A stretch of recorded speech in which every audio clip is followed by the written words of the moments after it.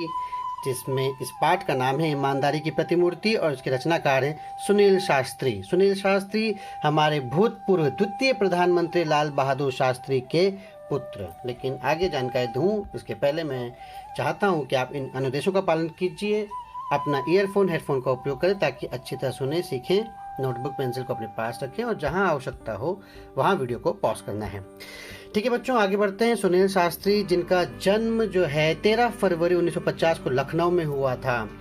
इनका परिचय ये है कि सुनील शास्त्री भारत के द्वितीय प्रधानमंत्री लाल बहादुर शास्त्री जी के पुत्र हैं।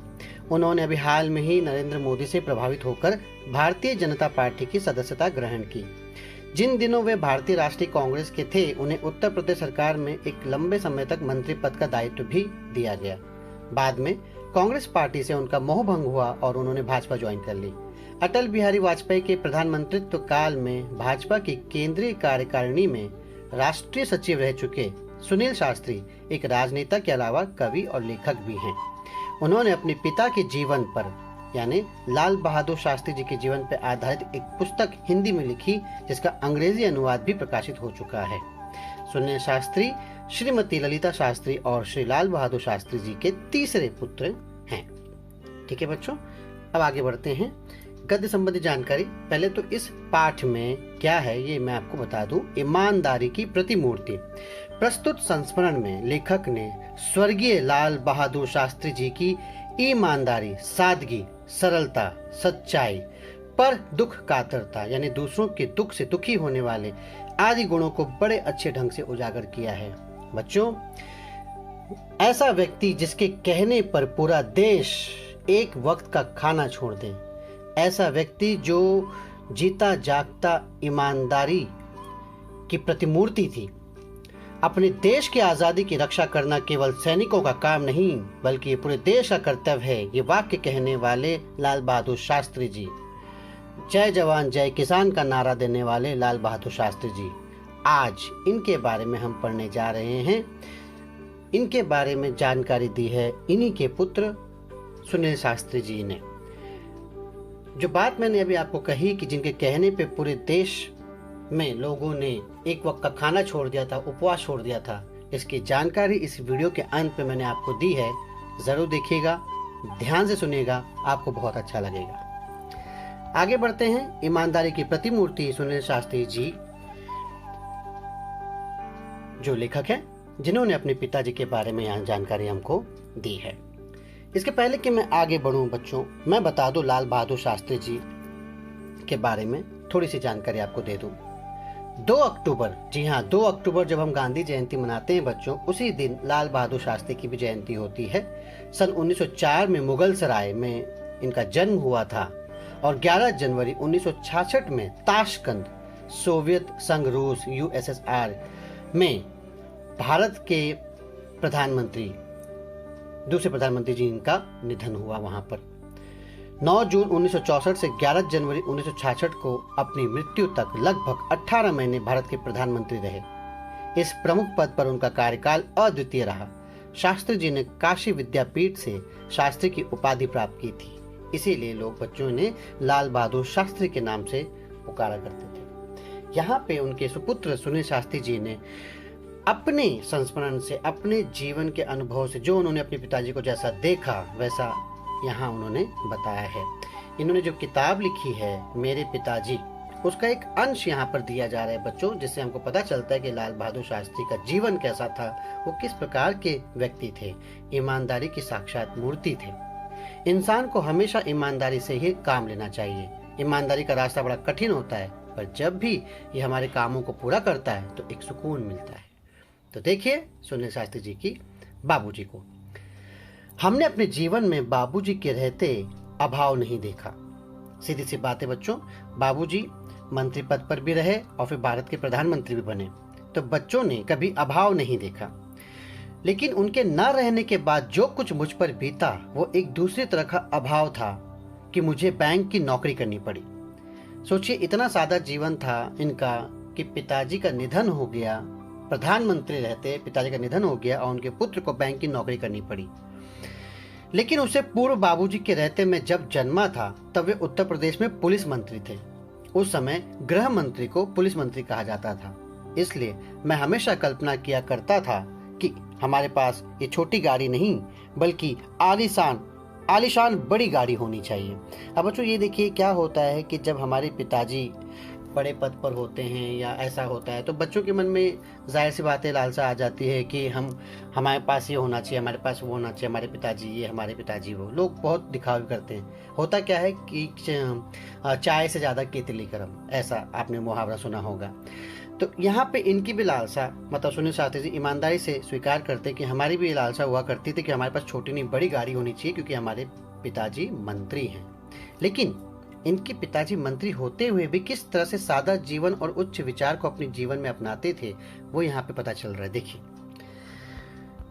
बाबूजी प्रधानमंत्री हुए तो वहां जो गाड़ी थी वह थी इम्पाला शेवलेट। अब इम्पाला शेवलेट बच्चों देखिए गाड़ी यहाँ पे दिख रही है, उस समय की प्रसिद्ध गाड़ी थी। लोग इस गाड़ी के दीवाने हुआ करते थे। तो प्रधानमंत्री के लिए जो गाड़ी हुआ करती है वो है इम्पाला शेवलेट। तो किस्मत को मौका मिला सुनील शास्त्री के कि उनके पिताजी प्रधानमंत्री बने और उन्हें इम्पाला शेवलेट गाड़ी देखने का मौका मिला। उसे देख बड़ा जी करता कि मौका मिले और उसे चलाऊं। प्रधानमंत्री का लड़का था, कोई मामूली बात नहीं थी। सोचते विचारते कल्पना की उड़ान भरते एक दिन मौका मिल गया। धीरे धीरे हिम्मत भी खुल गई थी ऑर्डर देने की। अभी देखिए, चूंकि प्रधानमंत्री के बच्चे हैं, सारे सेवक संतरी काम में लगे होते हैं और परिवार के सभी सदस्यों का आदेश मानते हैं। अभी छोटे बच्चे हैं, थोड़े बड़े हो गए हैं, अब ये भी ऑर्डर देना सीख गए हैं। हमने बाबूजी के निजी सचिव से कहा, यानी पर्सनल सेक्रेटरी से कहा, सहाय साहब जरा ड्राइवर से कहिए इम्पाला लेकर रेजिडेंस की तरफ आ जाएं। अब ये गाड़ी बच्चों देखिए प्रधानमंत्री के लिए, इसका उपयोग प्रधानमंत्री ही कर सकते हैं। अपने आधिकारिक कार्यों के लिए इसका उपयोग प्रधानमंत्री जी करते हैं। परंतु होता क्या है बच्चों कि आज के ज़माने में भी देखिए कि किसी व्यक्ति के पिताजी अगर छोटे मोटे बड़े पद पे भी आ जाते हैं, छोटे मोटे बड़ा पद मतलब ऐसे अधिकारी के पद पे भी, तो उनके बच्चों के जो अहंकार है, जो घमंड है वो देखते ही बनता है, जो दिखावा है, जो शो ऑफ है वो देखते ही बनता है। आज इसी तरह का कल्चर लोग अपना रहे हैं कि मेरे पिताजी के पास ये है, मेरे पिताजी के पास ये, मेरा बाप ये है, मेरा बाप है, तुमको पता है कि मेरा बाप कौन है। इस तरह की भाषा का प्रयोग किया जाता है। और ऐसे समय में प्रधानमंत्री लाल बहादुर शास्त्री के बेटे सुनील शास्त्री की मम्मी भी इच्छा आ रही है, तो उन्होंने भी ऑर्डर दे दिया और कहा कि इम्पाला लेकर आ जाएं। 2 मिनट में गाड़ी आपके दरवाजे पे लग गई। अब प्रधानमंत्री के बेटे हैं, बुला रहे हैं, तो सेक्रेटरी मना तो नहीं कर सकते हैं। अनिल भैया ने कहा, मैं तो इसे चलाऊंगा नहीं, तुम ही चलाओ। मैं आगे बढ़ा, ड्राइवर से चाबी मांगी, बोला तुम बैठो आराम करो, हम लोग वापस आते हैं अभी। ये सारा कांड तब हो रहा है बच्चों जब पिताजी घर पर नहीं है। इन्हें मौका मिला है इम्पाला चलाने की। पिताजी के सामने हिम्मत नहीं हुई है, लेकिन पिताजी अभी घर पर नहीं है, शायद सरकारी दफ्तर गए, प्रधानमंत्री कार्यालय गए हैं पीएमओ में, तो इसीलिए यहाँ पे इनको मौका मिला, सेक्रेटरी से मंगाया, ले लिया, चलाने भी लगे। गाड़ी ले हम चल पड़े। क्या शान की सवारी थी, याद कर बदन में झुरझुरी आने लगी। जिसके यहाँ खाना था वहां पहुंचा, बातचीत में समय का ध्यान नहीं रहा, देर हो गई। अब बच्चों इनकी योजना क्या थी, समय से पहले घर आना, पिताजी आ जाए उससे पहले घर आ जाए, पिताजी को पता ही नहीं चलेगा कि हम गाड़ी लेकर गए थे। लेकिन हो गई देर। याद आया बाबूजी आ गए होंगे। वापस घर फाटक से पहले ही गाड़ी रोक दी। उतरकर गेट तक आया, संतरी को हिदायत दी, संतरी यानी पहरेदार को हिदायत दी, चुपचाप, इस सलिट वुलट नहीं, बस धीरे से गेट खोल दो, वो आवाज करे तो उसे बंद मत करो, खुला छोड़ दो। ये सब हो रहा है बच्चों ताकि पिताजी को बिल्कुल पता नहीं चले कि हम गाड़ी लेकर गए हैं। अब पूरे देश दुनिया की खबर रखने वाले प्रधानमंत्री, अब बच्चे इतने नादान है, सोच रहे हैं कि पिताजी को पता ही नहीं चलेगा घर में क्या हो रहा है, परंतु ऐसा था नहीं। बाबूजी का डर, वो खटखट सैल्यूट मारेगा तो आवाज होगी, फिर गेट की आवाज से बाबूजी को हम लोगों के लौटने का अंदाजा हो जाएगा, बेकार पूछताछ करेंगे। अभी बात ताजा है, सुबह तक बात में पानी पड़ चुका होगा। संतरी से जैसा कहा उसने किया, करना ही था, प्रधानमंत्री के बेटों का आदेश था। दबे पैर पीछे किचन के दरवाजे से अंदर घुसा, जाते ही अम्मा मिली। जी हाँ बच्चों, अम्मा प्रधानमंत्री जी की पत्नी मिली। जाते ही अम्मा मिली और अम्मा ने पूछताछ की। हमने पूछा बाबूजी आ गए, कुछ पूछा तो नहीं? बोली हाँ आ गए, पूछा था मैंने, बता दिया। आगे कुछ कहने की हिम्मत नहीं पड़ी, मतलब शॉक्ड हो गए कि पिताजी को बता दिया गया। ये जानने सुनने की कि बाबूजी ने क्या कहा, फिर हिदायत दी सुबह किसी को कमरे में मत भेजिएगा। तो हिम्मत तो पड़ी नहीं कि बाबू ने क्या कहा, लेकिन इतना कह दिया कि सुबह किसी को कमरे में मत भेजना, ओके, मतलब डिस्टर्ब ना हो मुझे। रात देर हो गई, सुबह देर तक सोना होगा। सुबह 5:30 पौने 6 बजे किसी ने दरवाजा खटखटाया। नींद टूटी, मैंने बड़ी तेज आवाज में कहा, देर रात को आया हूँ, सोना चाहता हूँ, सोने दो। यह सोचकर कि कोई नौकर चाय लेकर आया होगा जगाने। लेकिन दरवाजे पे दस्तक पड़ी, फिर पड़ी। झुंझलाता, जोर से बिगड़ने के मूड में दरवाजे की तरफ बड़बड़ाता हुआ दरवाजा खोला, पाया सामने बाबूजी खड़े थे। हम एकदम हैरान।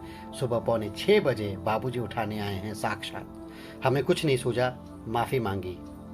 बेध्यानी में बात कह गया हूं, लापरवाही में। वे बोले कोई बात नहीं, आओ आओ, हम लोग साथ साथ चाय पीते हैं। हमने कहा ठीक है। बस जल्दी जल्दी हाथ मुंह धो चाय के लिए टेबल पे जा पहुंचे। लगा उन्हें सारी राम कहानी मालूम है, पर उन्होंने कोई तर्क नहीं किया। देखिए बच्चों, ये पिताजी का समझाने का एक तरीका है। हमारे लाल बहादुर शास्त्री किस तरह जीवन जीते थे, किस तरह की सोच रखते थे। उन्होंने कोई तर्क नहीं किया, सब कुछ पता होने के बाद, लेकिन कुछ जाहिर नहीं होने दिया। कुछ देर बाद चाय पीते पीते बोले, अम्मा ने कहा तुम लोग आ गए हो, पर तुम कहते हो रात बड़ी देर से आए, कहाँ चले गए थे? जवाब दिया, हाँ वो बाबूजी एक जगह खाने पर चले गए थे। उन्होंने आगे प्रश्न किया, लेकिन खाने पर गए तो कैसे?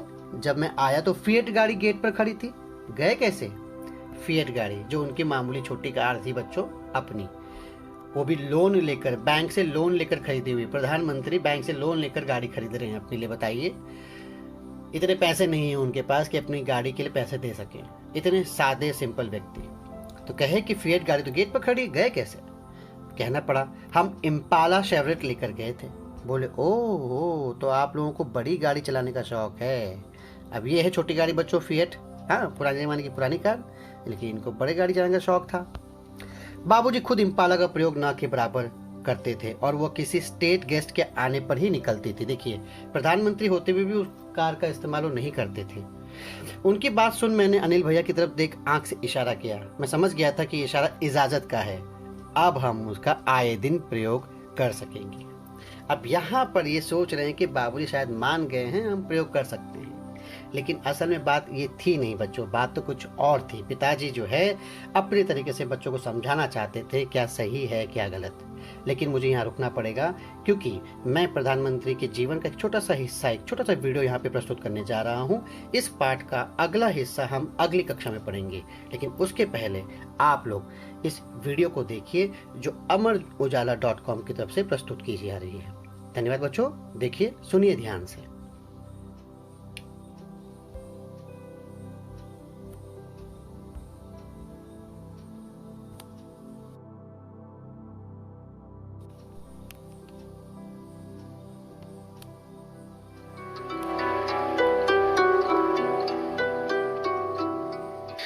भारत के पूर्व प्रधानमंत्री लाल बहादुर शास्त्री आज इस दुनिया में नहीं है, लेकिन आज भी उन्हें उनके किए कामों के लिए याद किया जाता है।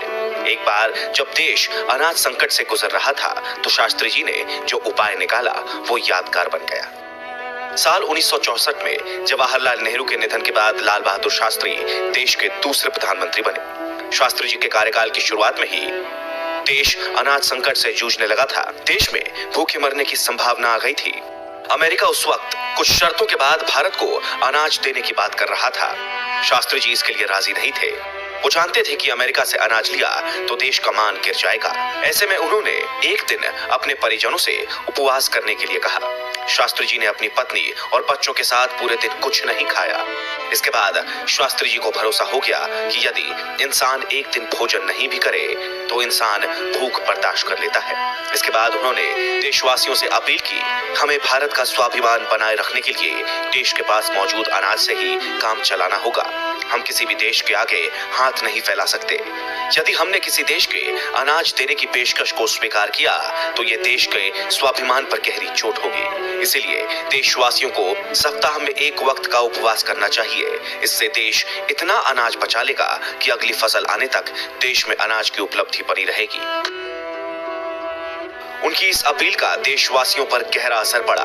लोगों ने बिना किसी रोक टोक के एक वक्त का खाना बचाना शुरू कर दिया। शहरों से लेकर गांवों और कस्बों तक महिलाएं, बच्चे, जवान, बुजुर्ग सब भूखे रहते और देश के लिए इस अनाज यज्ञ में अपनी भूमिका निभा रहे थे। इस कोशिश के बाद देश अनाज संकट से उभर गया। वीडियो डेस्क अमरउजाला.com। तो देखा बच्चों, किस तरह से हमारे प्रधानमंत्री कहने पे पूरा देश एक हो गया और पूरे देश ने अपने देश के आत्मनिर्भरता के लिए एक वक्त का खाना छोड़ दिया, उपवास किया। आज के दौर में कभी कभी बात असंभव लगती है, लेकिन ये सत्य थी। इस पाठ का अगला हिस्सा हम अगले कक्षा में पढ़ेंगे बच्चों। तब तक के लिए अपना ध्यान रखिए, सुरक्षित रहिए। मिलते हैं अगली कक्षा में कुछ और तथा और नई बातों के साथ लाल बहादुर शास्त्री जी के बारे में। धन्यवाद, ध्यान रखिए, सुरक्षित रहिए।